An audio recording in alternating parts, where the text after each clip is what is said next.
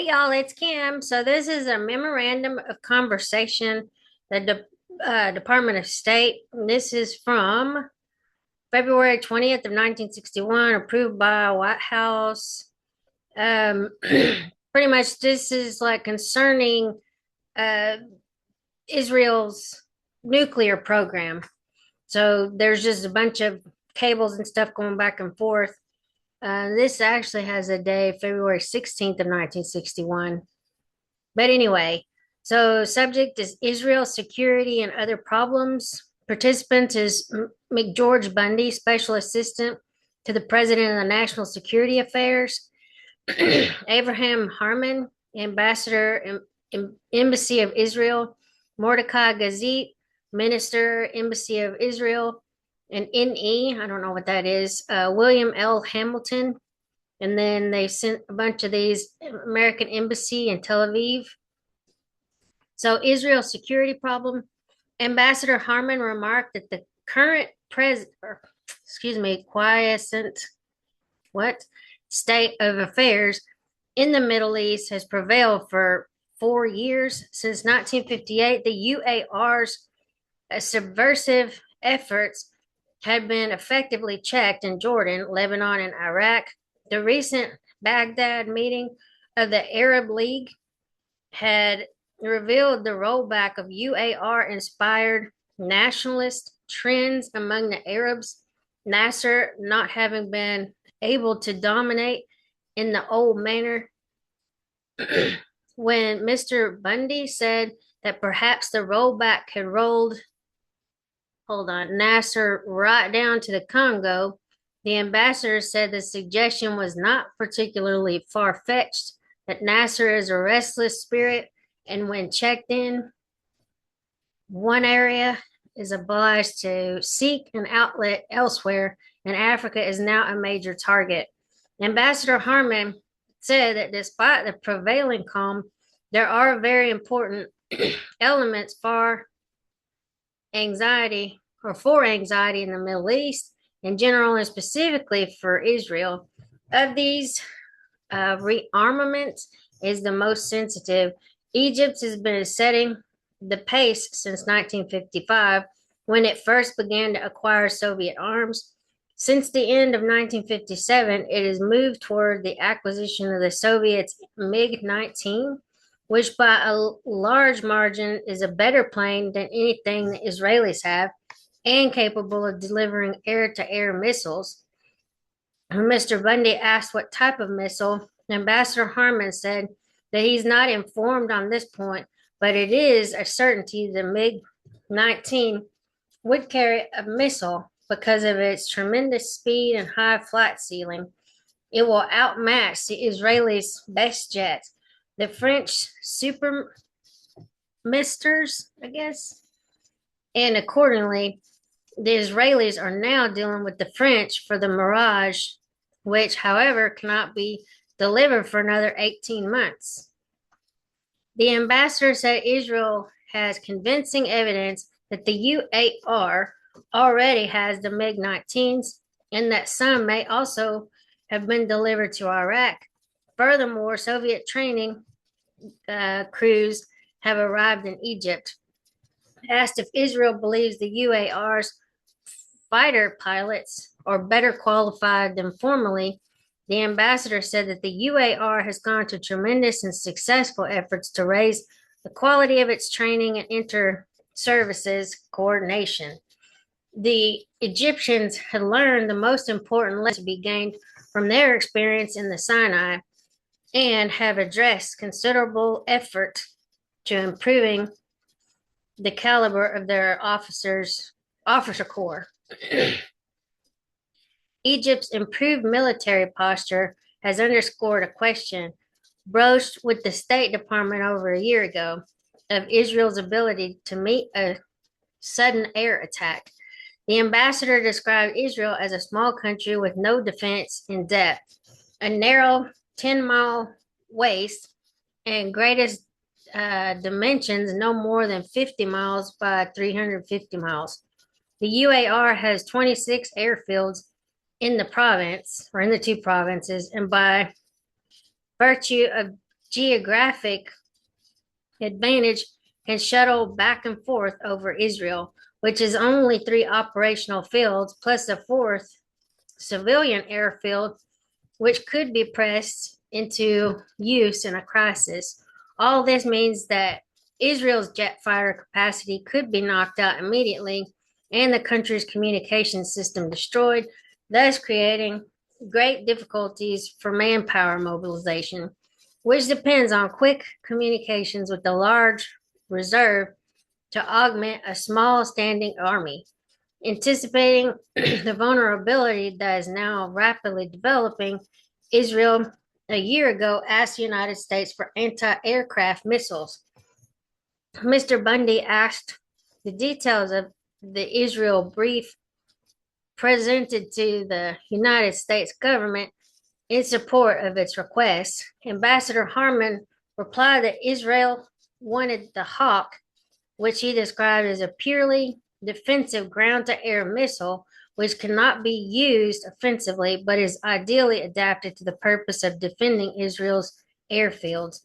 The United States had expressed reluctance, according to the ambassador, to introduce a missile of any kind into the area, but had assured the Israelis that if new factors emerged, this decision could be reconsidered. The situation is now developing as Israel feared. According to the ambassador, the UAR has the MiG-19. Israel does not fear an immediate strike, but in its view, must prepare for 1962 when the UAR will be ready to employ its now competence or new competence against Israel. If Israel by that time does not have a deterrent, the Israelis would like to begin preparing for this critical period by sending personnel to the United States for training in the operation and maintenance of the Hawk. At the time the request was made, the Israelis have been informed that training facilities were mortgaged for some time to come. But if it were possible to begin training now, Israel would be in a state of preparedness from a manpower standpoint. If at the time of maximum danger, the United States consented to provide the Hawk. Mr. Bundy asked the ambassador how the latter would describe the present United States position. Ambassador Harman said that the United States agreed Israel has a legitimate requirement to deterrent capacity. Israel's assessment that the situation is moving into a state of arms imbalance in the UAR's favor had not been contested in Washington. I guess that's where that's mean. However, the United States did not wish to introduce offensive equipment to the Middle East and advised Israel to seek its major requirements for traditional sources, principally the French and the British. The United States had agreed to sell early warning equipment on 3-year credit terms, and an Israel electronics team recently completed a tour of United States installations and factories to become acquainted with the equipment. It is now returned to Israel, which is in the process of deciding whether or not to place an order. At the same time, Ambassador Harman continued, the United States agreed to take into consideration the additional burden placed on the economy by Israel's defense requirements.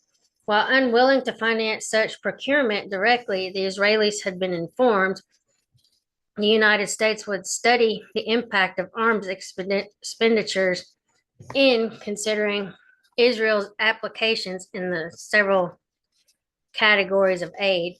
Mr. Bundy asked the ambassador if he was reopening the request for missiles or merely signaling the fact that such a request was in the offing.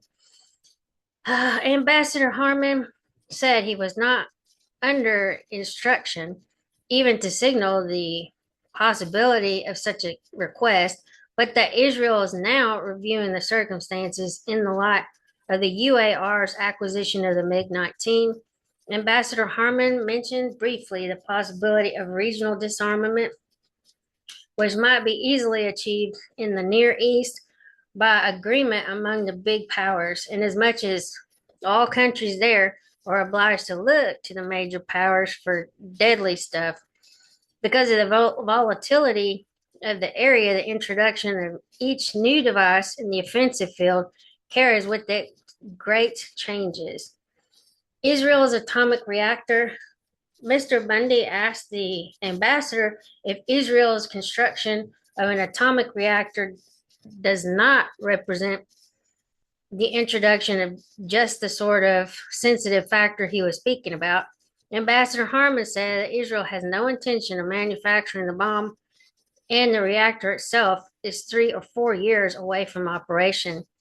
Mr. Bundy pressed the point of the development's impact on Arab opinion.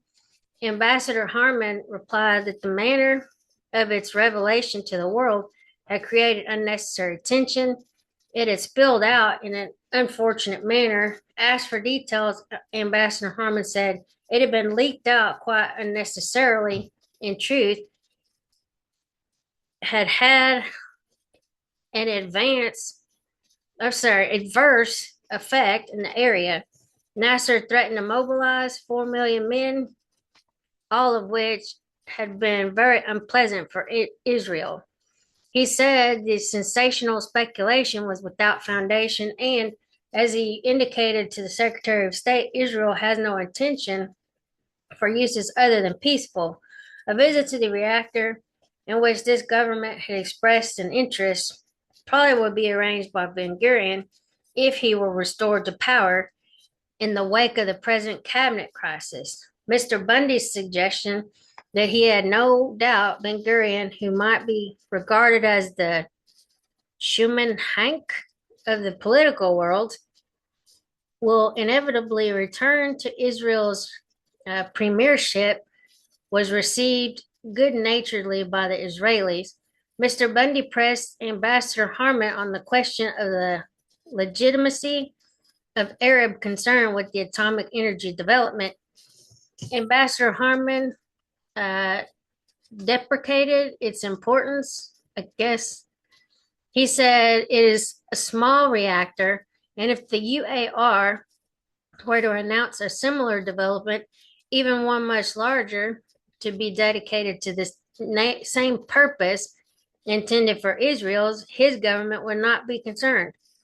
Mr. Bundy remarked on the magnitude of the expenditure, which must be represented by such a development, but Ambassador Harman said that it is modest in scope, to be devoted exclusively to scientific experimentation and the training of a corps of scientists who 15 years from now would be an important asset. If by that time the great powers had made a breakthrough to establish peaceful uses on an economic basis. Ambassador Harman suggested again that the United States would be well advanced or advised to consider disarmament for the area. A subsidiary benefit would be halting the flow of communist arms to Africa. He said in Israel intelligence reveals that communist elements in African countries are receiving arms not directly from the Soviets, but with the UAR as an intrapot. I don't know what that is. I've never seen that word. Or is it entry point? No, intrapot. Okay, the Jordan River problem. Mr. Bundy asked the ambassador how he assessed the Jordan Valley problem and the possibility of outside help for its solution. Ambassador Harman reminded Mr. Bundy of the Eric Johnston mission's failure to achieve agreement among the several riparian states for an equitable division of the waters, the plan having been agreed upon by the technicians, but failing when submitted to the Arab governments. Since then, he said the Department of State had agreed to a modus operandi under which it would assist separate but parallel developments in Israel and Jordan, which would remain within the limits established by the Johnston Plan. When Mr. Bundy asked if this approach is feasible to the ultimate full realization of the Johnston concept, Mr. Gazette said that the imponderable is the question of Jordanian ability, from the standpoint of its relations with its neighbors, to view with equanimity Israel's taking from the Jordan system its share of the water, probably starting in the late 1962 or 63. He described the essence of the plan as Israel's use of the Jordan River and Jordan's use of the I can't see what that says. Yarmuk, I guess. I don't know. Something messed up right there. Okay. Ambassador Harman indicated that the great political danger surrounding the start of Israel's diversion of the river would depend on Jordanian circumstances at the time. There would be no explosion if Jordan, by that time, were in a stable, relatively viable position. Mr. Bundy asked if there is covert communication between Israel and Jordan on such problems and was informed that there is very little, so little, in fact, as to amount to no more than telepathy. The ambassador described Jordan's economic development as important not only in the interests of the Jordanians' welfare, but because Jordan's continued existence is essential to the stability of the entire area, and for that reason deserves any infusion of strength that the West is able to supply. Arab refugees, discussions of Jordan's contributions to the stability of the area led directly to a statement volunteered by Ambassador Harman that Israel has interested itself in and has discussed with the department Jordan's economic development and the possibility of coupling it with efforts to move forward with the Arab refugee problem. He described Jordan as an excellent proving ground for efforts to disperse the refugees because there are no political or civil barriers between the refugees and the rest of the populace.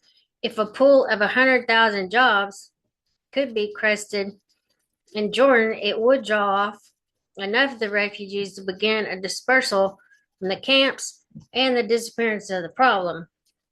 Mr. Bundy asked the ambassador if he believes the Arabs are any more willing than before to consider solutions not involving a return to Israel. Ambassador Harman replied that he finds hope in the area's heightened interest in economic development, which might make things possible now that we're out of the question now that we're out of the question some years ago. The whole area is development minded. Mr. Gazette suggested that an intelligent development of the Yarmuk would provide 40,000 of the 10,000 jobs mentioned by Ambassador Harman. After an exchange of assurances that the preservation of the present relative tranquility of the area is much to be desired, the Israelis departed with Mr. Bundy's assurances that he would be glad to receive them at any time. He remarked, however, that problem of the kind discussed should be, in the first instance, be approached through the State Department. Or problem of the kind. Okay. Anyway, that's just one of the documents that was attached to the Kennedy, Damona, and the problem of proliferation.